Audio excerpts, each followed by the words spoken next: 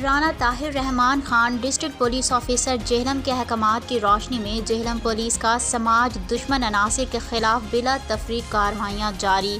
سید عمر عباس شاہ کی رپورٹ کے مطابق 5 کس ناجائز اسلحہ رکھنے والے ملزمان سمیت 2 کس منشیات فروش ملزمان جہلم پولیس کی حراست میں۔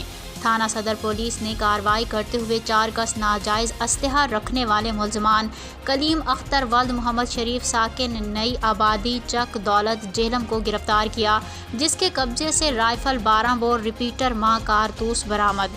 محمد سمیع خالد ولد خالد لطیف ساکن شیخ قریشاں جہلم کو گرفتار کیا، جس کے قبضے سے پسٹل 30 بور ماں راؤنڈز برآمد۔ صداقت رسول ولد محمد عارف ساکن شیخ قریشاں جہلم کو گرفتار کیا، جس کے قبضے سے rifle Kalashnikov folding butt pistol 30 bore ماں راؤنڈز برآمد، اور عاطف علی ولد محمد ایوب ساکن پنڈ رتوال جہلم کو گرفتار کیا، جس کے قبضے سے پسٹل 9mm ماں راؤنڈز برآمد۔ تھانہ پنڈ دادن خان پولیس نے کارروائی کرتے ہوئے ناجائز اسلحہ رکھنے والے ملزم نعیم شہزاد ولد محمد انار ساکن کلیام پور ضلع سرگودا کو گرفتار کیا، جس کے قبضے سے پسٹل 30 بور ماں راؤنڈز برآمد۔ تھانہ سہاوو پولیس نے کارروائی کرتے ہوئے منشیات فروش ملزم محمد یاسر ولد محمد بنارس ساکن محلہ شہیداں سہاوو کو گرفتار کیا، جس کے قبضے سے 5 لیٹر شراب برآمد۔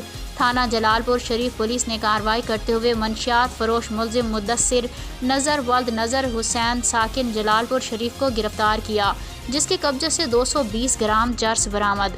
ملزمان کے خلاف الگ الگ مقدمات درج کر لیے گئے۔ ملزمان پابند سلاسل ہیں اور مزید تفتیش جاری ہے۔